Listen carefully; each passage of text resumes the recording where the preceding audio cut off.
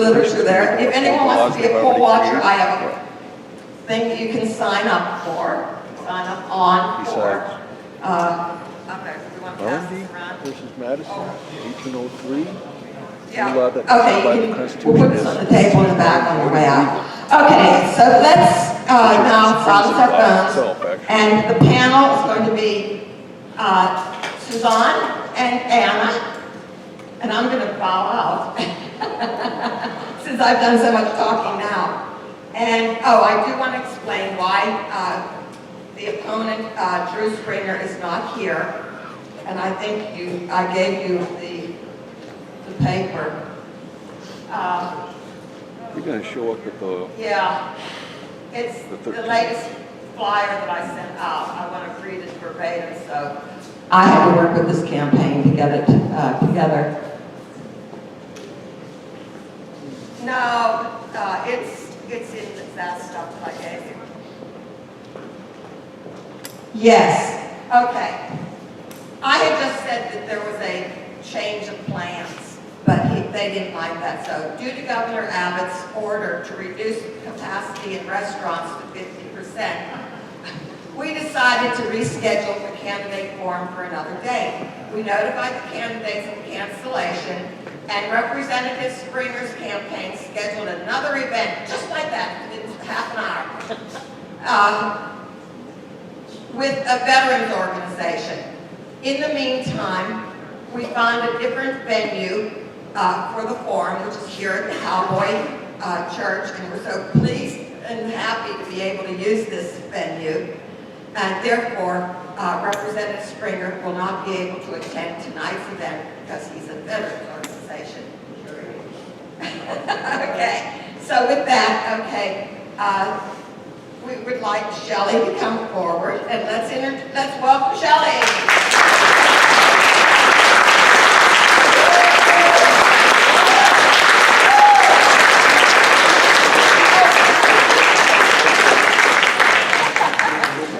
Hello, thank you everybody.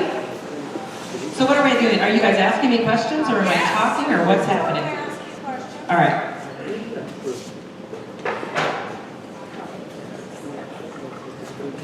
Yes. Oh, and let me follow up real quick with what Karen said. Regardless of how this all comes out, you can tell that we all have a big fight ahead. 2021, 22. This is not the end of it. It's probably, unfortunately, the beginning of it. Please, please, please stay involved. Follow our webpage. We have continual meetings with great speakers, and we're going to be getting together after the holidays to talk about what we want to focus on for next year. It's so scary to hear yourself. We're going to talk about what we want to focus on next year, and I think we definitely have some topics that are getting quite large. And one of the key ones, I think, is we've got to start dealing with our youth and our school systems. Because the Democrats were efficient with that, and we were not. So we need to start getting people to run for our school boards and the like. But we also see it's very important to get in touch even with our GOP representatives, because not all of them are following the grassroots dictates that we spend a lot of time in working towards. So please, stay involved. So here was my plug on that. Okay, so tonight what we were going to do is we have questions about the legislative priorities and to get the candidate's stance on that. So we'll still ask them because we would still like to hear and be informed on your stance on certain things. And then part of what we wanted to do was what we called the clear the air section. Yes, this is my favorite part. This was to ask for We should have brought popcorn for that. refuting statements to claims made publicly by your opponent or squelch rumors that come across social media. Social media is helpful and it's also awful.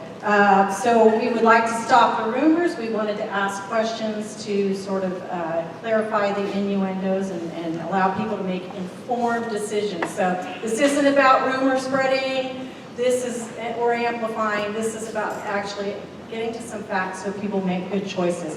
We will, however, so we had specific questions for each candidate. I am still going to read Drew Springer's questions that we had. He obviously will not be answering here, but we will be asking him. to answer if he would like to, and then we will publish it afterwards, because those rumors are still out there, and we certainly wanted to hear an answer to those tonight. So we'll see if we can I get can an answer answer his. from him. No, I'm not. So we will move along in the questions. We actually weren't timing or limiting, so. I don't talk you very could long take- anyway. I know, I'm not we a knew you talker. would. So it could be as short or as long as you'd like. I think I turned it off again. Do you mind if I answer, and then if people have questions about that specific thing, they could ask? Is that Fine. okay? I think we'll have to just watch our timing Yeah. if we get into a big, long Okay. discussion. Okay, so question number one on the priorities, and this is the hot button for right now. What will you do to ensure election integrity as a state senator? Okay, this one's easy. First of all, we need to check all of the voting machines, the election, the software, all of those things. I'd like to get rid of mail-in ballots, of course. Yeah, those are stupid. And obviously, there's absentee voting that is, I mean, we need that still. We still have, people overseas, our military, all of that. Ill, all of those things. So we need the absentee balloting, but all of these COVID-19, all of these things that Governor Abbott has added on for COVID-19, all of those things need to go away. Absolutely. We also need the E-Verify system to make sure that people that are voting are actually alive, legal immigrants and things like that. Yes. Will there be any way to set up a deal every so often that they do have to purge the rolls to make sure who's dead, who's not? They should be. Yeah. They should already be doing that. The thing is, a lot of people ask questions about, can we do this, can we do that? A lot of times there's already the rules and laws there. We just actually have to enforce them and make sure that those things are happening. That's the problem. I can say that Grayson County does pretty, Go ahead. Grayson County does pretty good with going through the death obituary and removing people who died. Oh, that's good. Go Grayson County. Yeah. Can you go to Georgia? No, I'm just kidding. Number two, what does the endorsement of Governor Abbott, or lack thereof, mean for your campaign? I almost threw a party. No, literally, I texted my whole team and was like, did you guys see it? And I was almost crying out of complete happiness. It was like early Christmas present that Governor Abbott endorsed my opponent. And here's the reason why. The man shuts my business down, gets me thrown in jail, and then endorses my opponent. What is wrong with this man? What is wrong with you? He is everything that is absolutely wrong with Texas right now, and I'll tell you, I voted for him. He's being bought. Some things happened to where he is not the same man that we put into office, and he's following the rules of the people that did not put him in office. And I told him many times on Twitter, because he won't talk to me directly, that we are going to primary him out in 2022.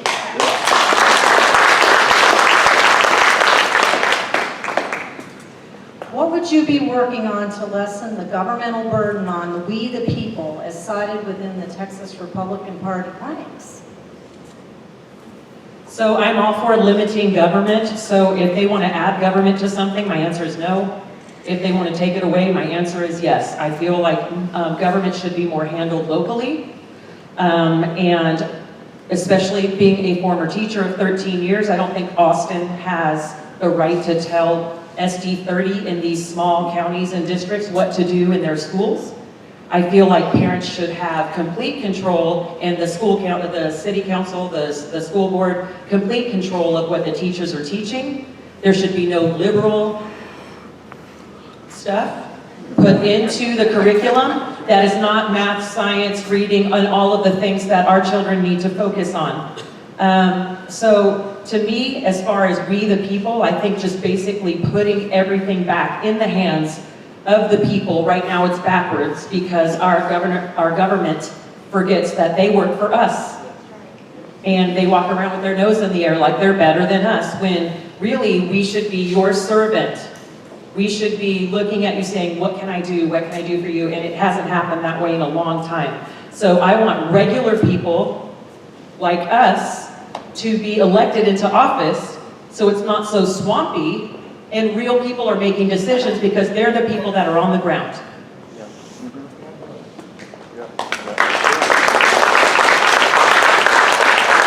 I think this one is sort of a follow-up to that. What is your position on Chairman Alan West and the RPT, which is we the people, on capping the governor's abilities to utilize executive orders for the long term without calling representatives of the people? What would be your key points for good legislation? I think it'd be great to follow exactly what Alan West is doing. And I judge people by their actions, not what they say. Before I even went to jail, do all y'all know why I went to jail? Okay, you don't just think I just went to jail. But, okay, I'm not gonna steal your purse or anything. Okay, so, let me get back. Okay, so Alan West was one of the first people to contact me and say, what can I do? You're amazing, like, what are you doing? And stayed with me the entire time. We spoke at numerous rallies together trying to open up Texas, and he backed me the entire way. And so if anybody is turning their back on him or being critical of him, they're a rhino. That's right. Period. That's right. I love Colonel Alan West. Everything that he's doing is completely unselfish, and he wants what's best for our state, and I will listen to him and any ideas that he has because he's brilliant. Yes? Shelley, what do you think is the driving force that, conservative Republicans that have always put themselves out there as conservative Republicans are becoming rhinos? And Money. Abbott's a great example. Money. He's not, and where's that money coming from? The lobbyists. Okay. So taxpayer-funded lobbying. So what will happen is, and we can talk more about this, that there's a Chinese drone bill that my opponent authored. And basically, he got lobby money from the Chinese company that makes the drones and didn't think about us at all. He thought about that big paycheck he was getting. So he authored a bill to let Chinese drones go search all over our infrastructure, in your backyards, video on your kids, your grandkids, our military bases, everything. And they get to video that and take all that information stored back to China. And thank goodness Tony Tinderholt, and it's on YouTube, Tony Tinderholt argued with him across the mic about it, and it got turned down by a landslide. But what if Tony Tinderholt wasn't there? It's like, my biggest problem is there were, I think, 7,000 bills that were turned in to, be reviewed and whatever. Why weren't 8 of those the Republican platform? What are they doing? It's like everything but. And as a teacher, you give me a list of something, I'm like, check. Constitutional carry, check. It's simple to me. So we don't have people that have we the people in mind when we're making our votes. We have how much money can I make by authoring this bill and carrying this bill, and that's what the issue is.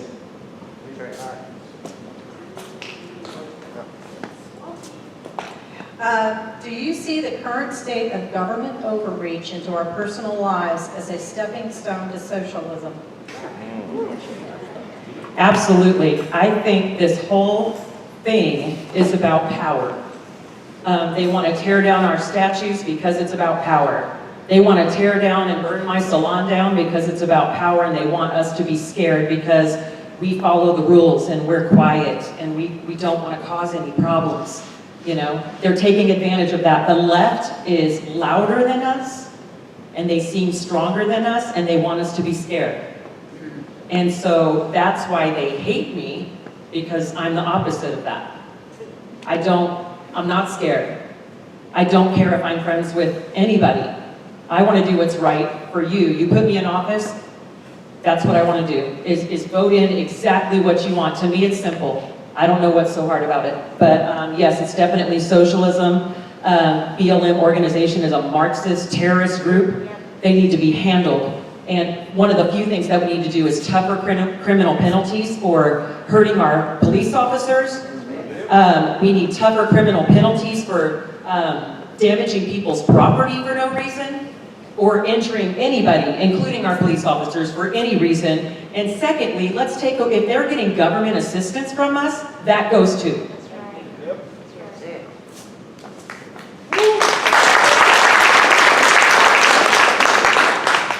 Is there anything with regard to high-tech companies that you think should be controlled or legislated? This one's tough to me because I'm a less government kind of girl. Here's how I feel that we control big tech. If they're doing what we don't want, get off of it. Go somewhere else. Right. Because I don't want to, I know a lot of people don't agree with this, that we should be getting all over Twitter, we should be, but I have to say that I don't want more laws.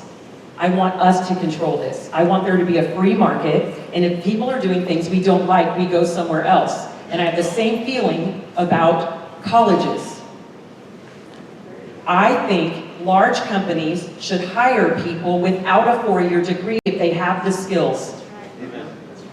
That way, Grayson College that we visited, if you start offering a 2-year degree for architecture, because you don't have to take music appreciation and underwater basket weaving, I don't even know. Then, first of all, we don't have to worry about people needing their school debt paid by us taxpayers, number one. And you get out in 2 years instead of 4. We need to be in control of this situation, not them. We get our big, high-paying jobs, those companies hiring people without a 4-year degree, we're in control. It's about free market. It's super simple. We just have to make that change and stop saying, okay, yeah, whatever you say, Gov. Nope. No, we say no.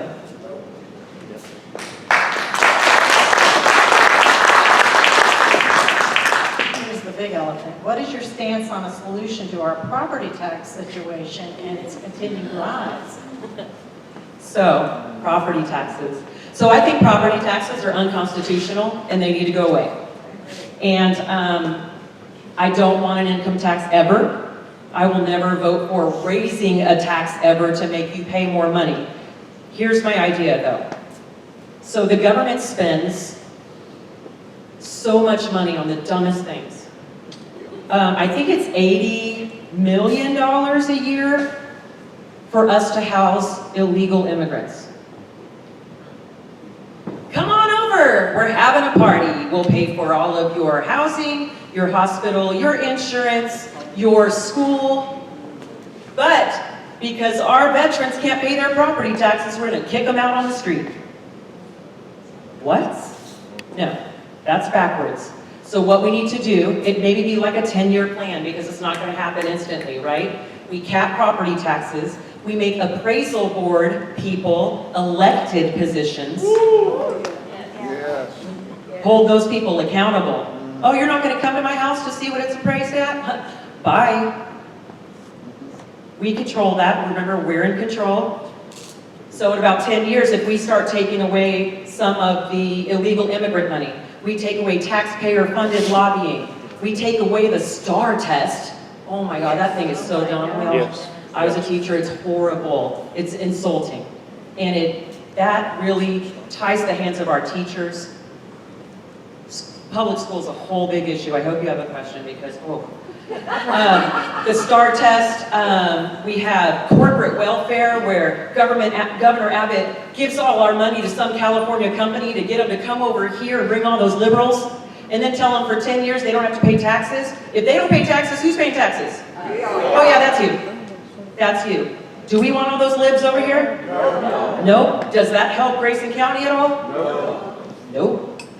So we need to get back in control of where our money is going. How about contact tracing? No. I didn't sign up for that. No. What? Right.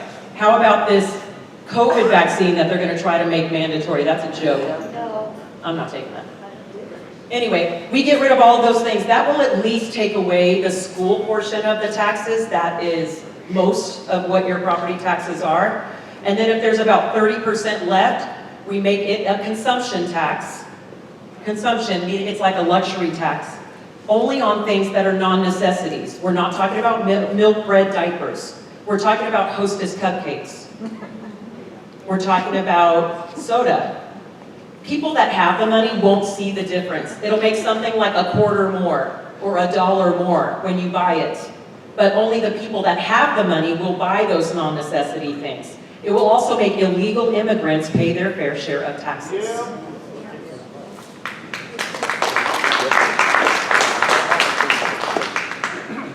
We kind of covered this next one a little bit, but it's somewhat more direct. Will you adhere to grassroots RPT principles when elected, or the top-down influence from state governmental bodies? For example, and this example is a House issue, not necessarily a Senate, but it's a good demonstration. Chairman West's statement that the party would never support Representative Dave Phelan as House Speaker when a majority of the GOP representatives have gone on to state their support. We want to make sure that they're following our principles, and would like to know how you feel about that, and also taking into account how will you stay true to your constituency. Good questions. So do all of you know about Dave Phelan? Do you know what we're talking about, the Speaker of the House? Does anybody need an explanation? Anybody not know? It's okay. So basically, the House is supposed to unanimously, the caucus unanimously, I can't even talk to me, unanimously to vote in the Speaker of the House. And since we have Republican majority, we should pick a Republican that is conservative. Well, they did the opposite of that. They did pick a Republican, but he is the only Republican that has been awarded for his LGBT contributions to the community. He is not conservative. Why do they do that? Because it's a you do this for me, I do this for you. Guess who his staff is that he hired? Bonitz. Dennis Bonitz. So what is the Speaker of the House, what are they responsible for? Whether a bill hits the floor or not. Committees, chairman.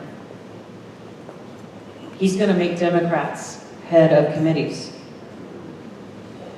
And if a bill is in a committee and someone decides they don't want it out, it doesn't get out onto the floor.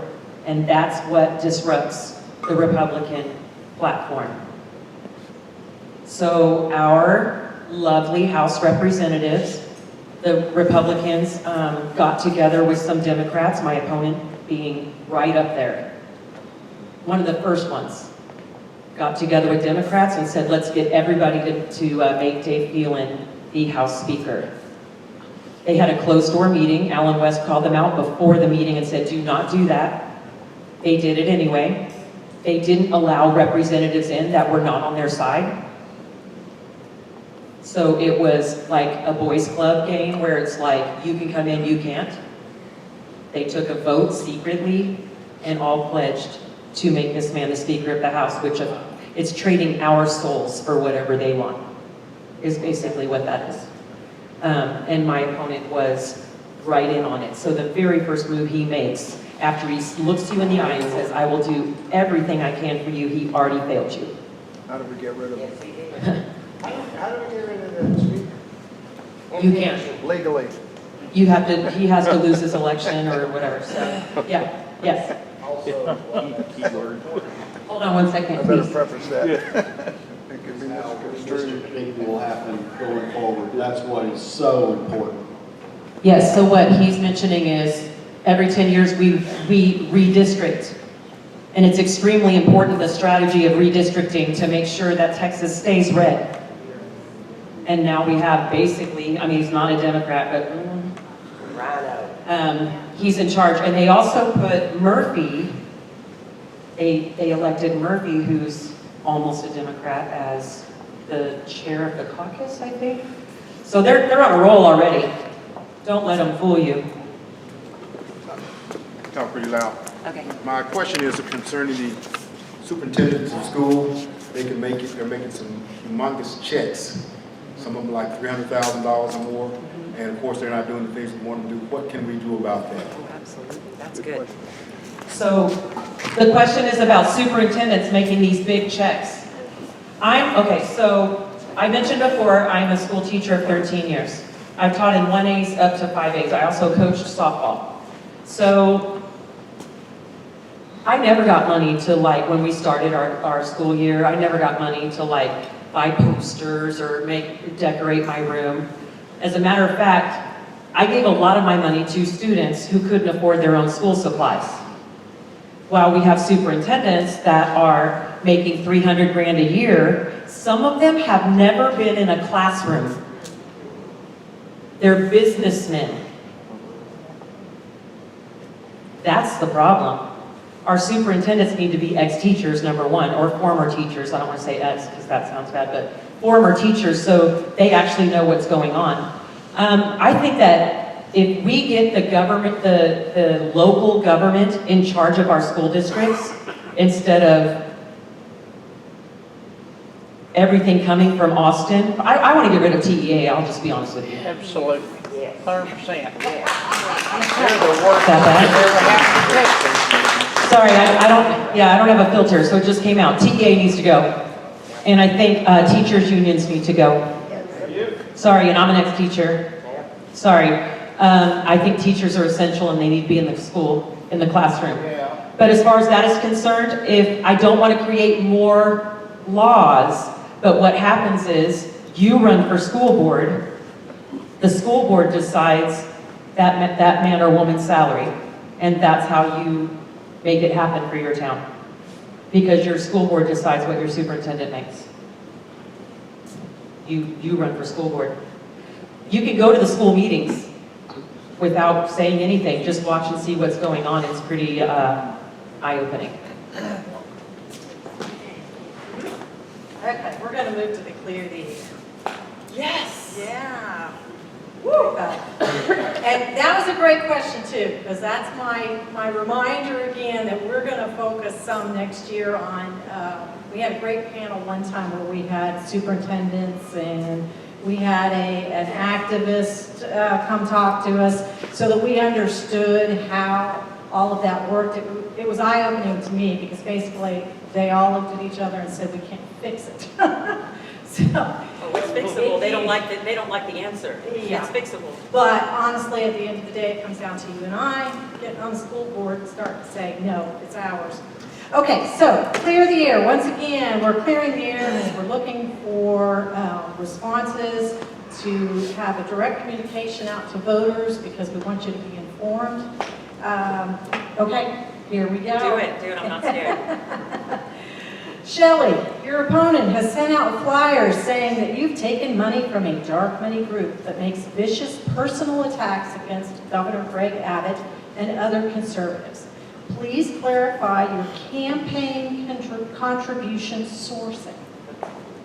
First of all, he's insulting Governor Abbott. What's wrong with that? Number one.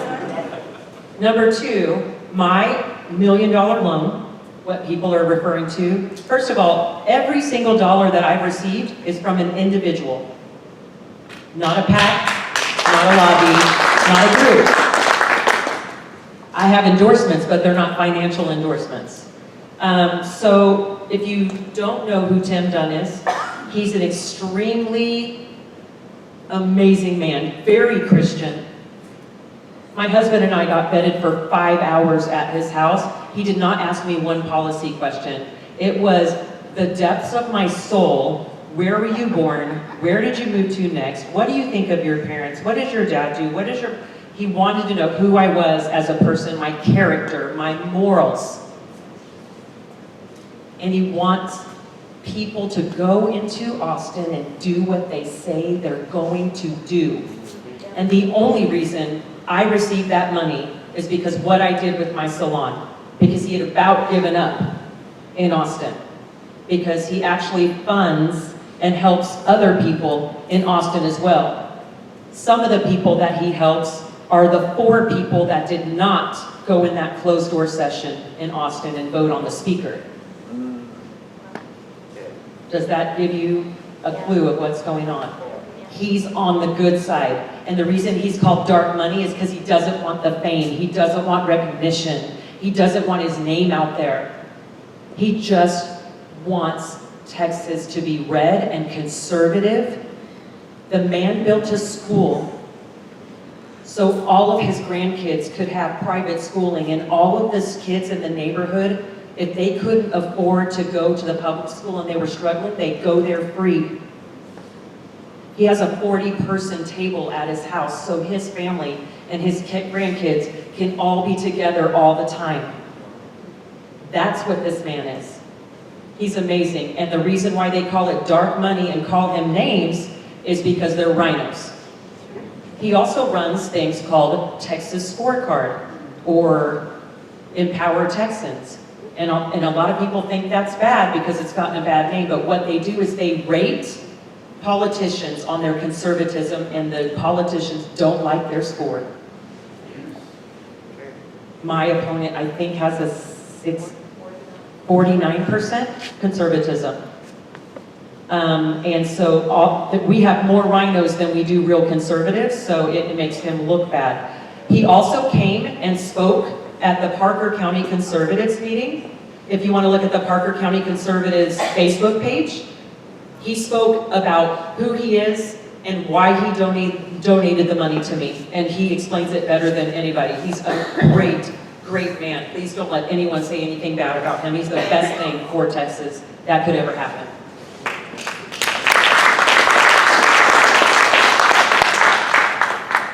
The question I would have followed up with to Drew Springer would have been, Drew, social media has shown a copy of your pay stub from Brent Ray, a Texas lobbyist. Brent Ray? It's Ryan, but it's okay. Thank you. It's okay. My spell check. And a Shelley Luther flyer says that 80% of your donations were from lobbyists and PACs. Can you please clarify your denial of receiving lobbyist donations and what is your relationship with Mr. Ryan and the PACs? So we will ask that of him, see if we get a response. We will post it on our webpage if we do. The Texas Ethics, or the Texas Ethics Committee, is that right? Did I say that right? My brain's not working. That's public knowledge to see what money anybody has coming in, and you can look that up yourself. Just go there, TEC website, type in Drew Springer.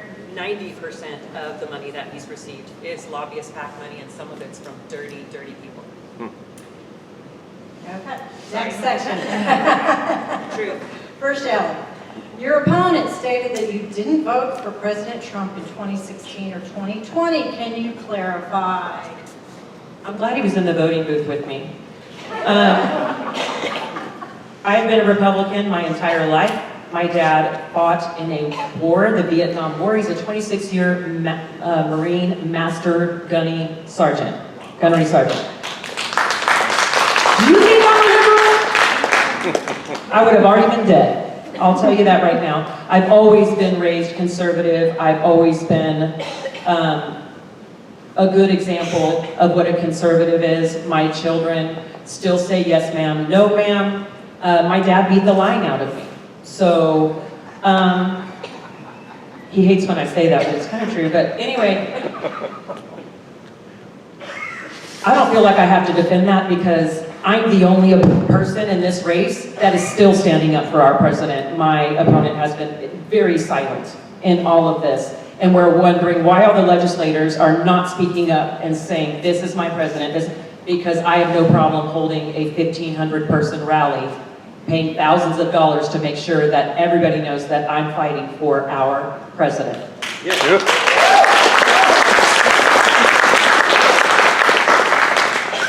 Drew, the Texas Scorecard recently attempted to contact you regarding your campaign mail that pointed out Ms. Luther's campaign, and I quote, hosts massive rallies against CDC guidelines.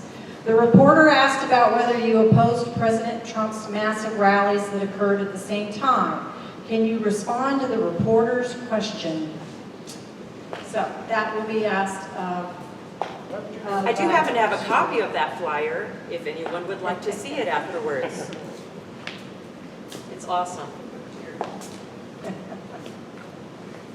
Okay, Shelley, Your opponent in a flyer stated that you abruptly, and this is I quote, abruptly resigned 2 times from multiple school districts under mysterious conditions. I also heard it on the radio, WBAP. Could you explain your departures? Yes. Okay, so first of all, when you start teaching, you get the first job that you can get. And the job that I got when I was living in Centerville, Texas, which was a 2A school, was all the way in Tig. Does anybody know where Tig is? It took me 45 minutes to get to school on I-45, one way. I also was teaching 8th grade, not high school. So anybody that's taught before exactly knows why I switched to a different school. I actually got a teaching position and the head softball coach position at Centerville High School in the town where I lived. I stayed there several years. The only teaching job that I've ever left abruptly, and this is personal, but I'm going to tell you because I will always be honest and look you straight in the face. Public school is really bad right now. And it's really, really hard on teachers. And when you have an administration that doesn't back you, it makes it even harder. I almost had a heart attack the last year that I was teaching. And I actually went to the emergency room the last day that I ever taught. And I had to resign because my blood pressure was ridiculous. That was several years ago, and I'm still on blood pressure medicine. So I left for health reasons in the middle of a school year because the doctor says, you cannot anymore. Truth.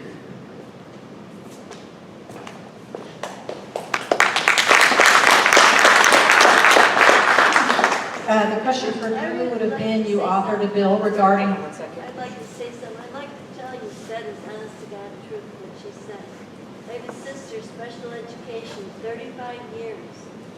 And those kids that were 5, 6, and 7 years old were using the F and the U word and telling her that they're going to get their cousins to kill her.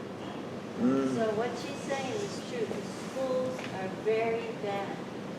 And the education system is not backing, nor are the unions. Thank you. That is 100% true. Thank you. Let's see, your question. Drew, you authored a bill regarding drones, which would have allowed them to fly over key infrastructure and military facilities in Texas. Could you please clarify what your bill was for? So we'll see if we get an answer to that. Target practice. Shelley, your opponent says that you tweeted support in June 2020 of BLM and Antifa. Could you please clarify that tweet, and do you support BLM and Antifa? That's a great question. Okay, so when I first got out of jail, I got out after 2 days. I know it sounds weird. So I was supposed to serve 7 days of my jail sentence for trying to feed my kids. But I ended up serving 2. And of course, the media, the liberal media, went after me saying it's because I'm white is the reason I got out in 2 days. When actually my attorney wrote something to the Texas Supreme Court to get me out temporarily. What people don't know is I can still serve the other 5 days. And the city of Dallas is trying to still take my salon away because I put so many lives in danger. So that's, people don't know what's going on. Okay, so we got GoFundMe money, $500,000. We put $100,000 of it into a charitable organization we call Courage to Stand. And we've given away close to $85,000 since the end of May to struggling people and struggling businesses. And that just means wherever we go, we'll leave a $1,000 tip for a waitress because the restaurants have been closed and no one's working. We donated $18,000 to a Black-owned barbershop in South Dallas. There was a man living in his car. We furnished him with an apartment with the essentials that he needed, and paid $12,000 for him to become a barber and be his own boss and never have to answer to anybody and never live in his car again.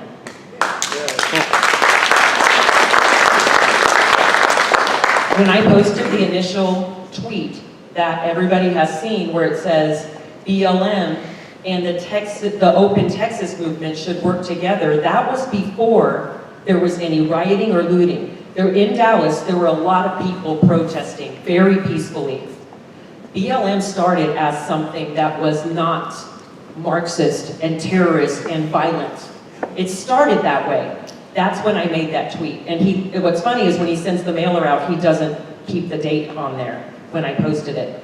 But what you'll notice, I posted 2 days later with the date on it. Here's my tweet that I put. And it's when Joe Bayar from The View, she said something super rude about Donald Trump. And on my Twitter, I put, @TheRealDonaldTrump deserves an apology from Joe Bayar. Looting and rioting small businesses have nothing to do with the cause, or that have nothing to do with the cause is domestic terrorism. Of course, BLM has every right to peacefully protest. All of America knows this. But he won't show you this tweet. And he takes my other one out of context because I love all people, and all people are essential.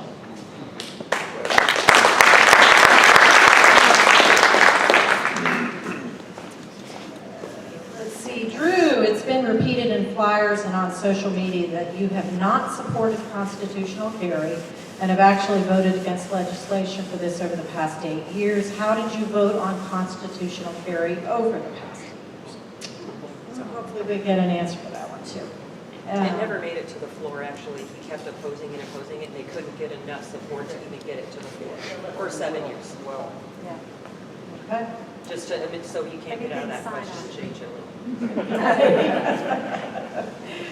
Let's see. Shelley, we have received comments they appear to be spread by word of mouth, so we don't have a Twitter, social media. This is a word of mouth. Regarding your attendance at church. Can you clarify? Oh. You're in church right now. How about it? No one's striking me down. So this question just blows my mind, and I'll tell you a story that even just, it will blow your mind. We got a call out of the blue from Mike Buster, who's an associate pastor at Prestonwood Church, one of the biggest churches, I think, in Texas. I don't know this man. He calls us out of the blue and said,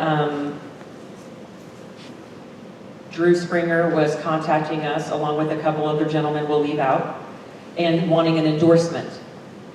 And, but I said that I wanted to meet with you first, which makes sense. If you're going to endorse someone, wouldn't you talk to both candidates?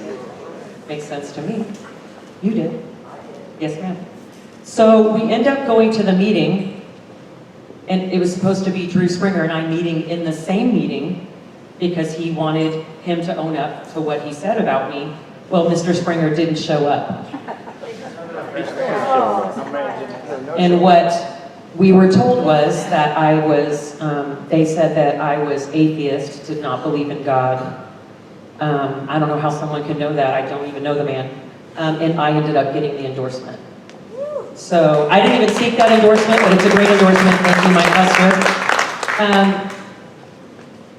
I led music in a church growing up when my kids were young, like sung in the praise and worship team, and I don't even know why I have to even discuss this with you guys. You can tell what type of person someone is, whether they're standing in a church, whether they go to church every Sunday, because I know some of you aren't, because some of them are closed. Shame on you. I'm just kidding. What I'm saying is, do I go to church every Sunday right now? Probably not, because I'm campaigning. But we were going to Denton Bible School, or Denton Bible, for a while before this, because our other church had actually not opened up, and they're still not open yet. But to me, what I went through in that whole jail experience and was able to remain as calm as I was talking to a man wanting me to apologize, God was with me the entire way, and it still is, and it's the reason why I'm standing right here.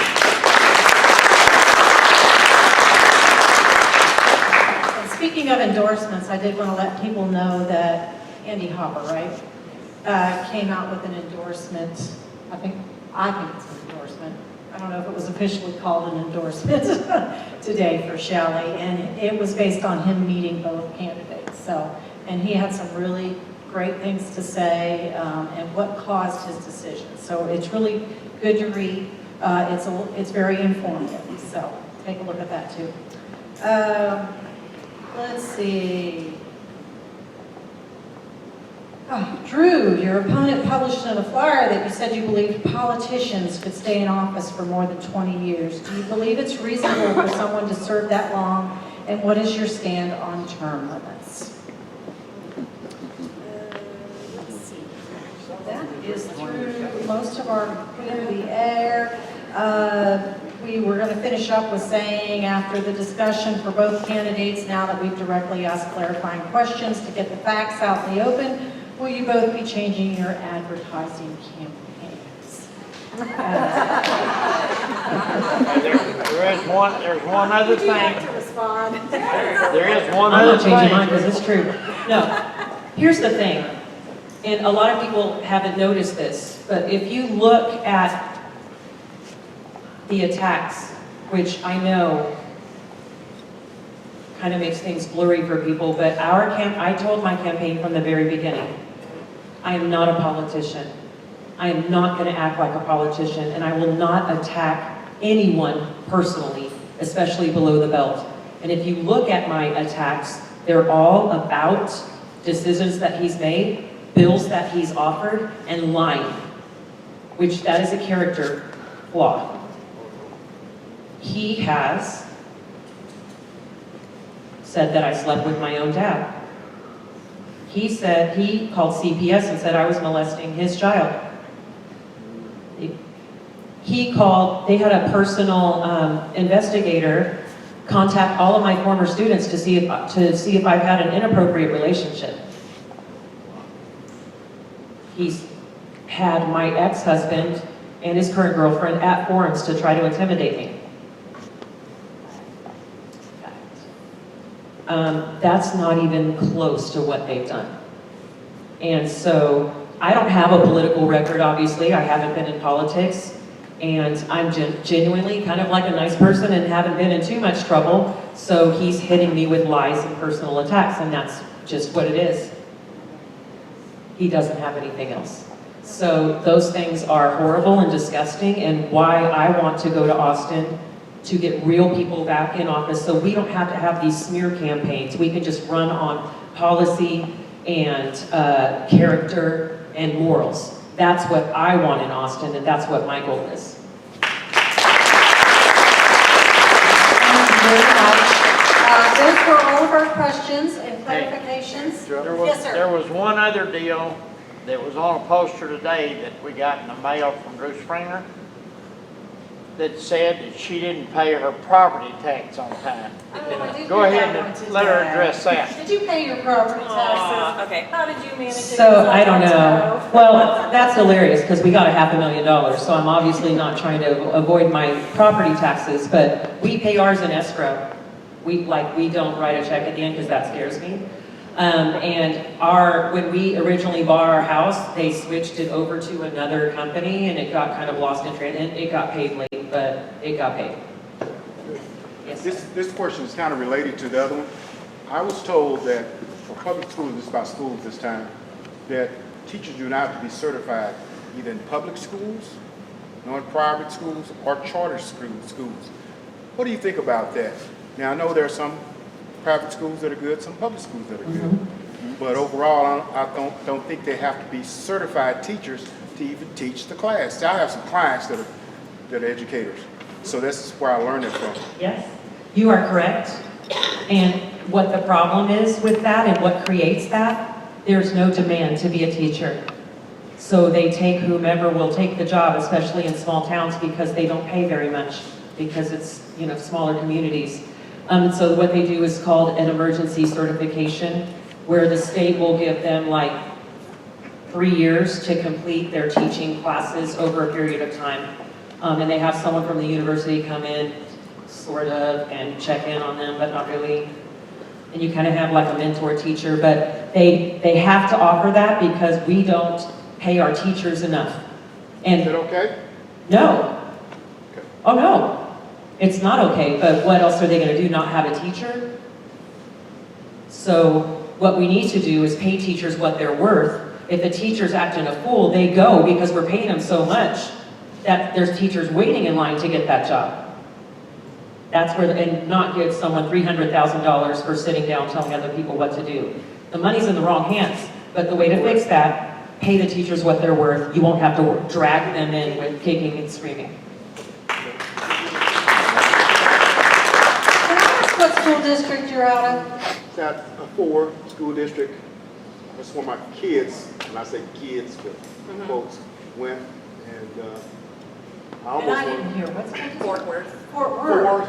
Fort Worth, and I'll tell you a quick story, it won't take long. But I went to Crowley School District, out of the hood, I'm from the hood. Went to Crowley at the time, they were #1 school district. And one of the things I found out was that, and I told my son this, it's longer than what I'm gonna say, but anyway, I told him, I think we would have done a better job in the hood because he talks like I do, one. And I said, school, they would probably let him get away with some stuff. But in the hood, it's not snatching, anyway. Yeah. And you may have lesser books, but you would have probably got better learning, which my grandkids, the oldest one is 16 and 14 next to her. And so I tell them about the public schools. One thing happened at North Crowley, and I'll call out a name, I'll do some name calling, is my son had got a paper from school. And it was an English paper, and I was reading it, and I said, he got an 85 on it or something like that. I was angry. Why was I angry? Well, first of all, I says, this is not an 85 grade here. I went back to the school, which I attended PTA, did concessions, did all this. If he played ball, I was there all the time. And I told the teacher, I said, let me tell you something. I don't like you to give my son a grade he didn't earn. I read this paper. It's not 85. It's not 85, it's not a 90, whatever it was. And she said, I had never experienced that before. I said, well, you are now. If he needs more tutoring, I'll be there. Whatever he needs, I'll get it done. Need more homework, I'll do it. Or we'll do it, rather. And so, but anyway, that's what's been happening over all these decades. They've been dumbing down our kids. The STAR test is a test. huge component of that because we are testing our kids to be mediocre. That's it. That's it. That's true. Yeah, I've got a lot of students. You're a long way from home. We were gonna tell you to come see us. Yeah, he's a great parent. Can we get more of you? Yeah, really, bring friends. Well, you've got a great crowd here. Thank you. I know the Trump administration, they're supporting charter schools. I mean, Dallas Independent School District, if you may recall. I'm from Dallas, but I'm a proud resident of Grayson County now. I fled Dallas in early April. But one thing I noticed was the Dallas Independent School District fought the zoning process of a charter school in South Oak Cliff off of 35. They did everything they possibly could to stop that charter school, but they were unsuccessful. And we need to stop that. The only thing I would say about that is If they're teaching, we have that problem like in Frisco, if they're teaching inappropriate things in those charter schools, we need to be careful of that. We don't want one religion or faith to take over ours. Valid point. And as far as vouchers are concerned, I'm all about school choice, but if the government's money is involved in it, it's going to change whatever you're trying to take your voucher to. So if you take the government's money and you try to take it somewhere else and say, I need this money, and it will change that because money comes with strings and rules. So that's the only problem I have with vouchers. I'm all about school choice, and I want parents to do whatever they want with their kids, homeschool, whatever. Vouchers, we haven't figured that out yet because anytime you involve the government, it just dumbs things down. Thank you. Any other questions? Ralph. I don't need that. Thank you. I'm going to play the what if game. Okay. If the election stays with Biden, and if we lose Georgia, what's your opinion about Texas? That's a nightmare.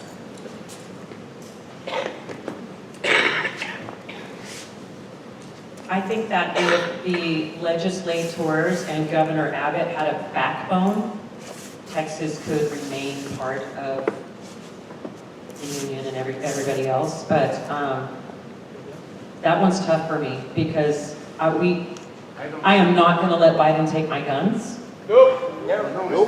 He can come to my house if he wants. He won't leave alive.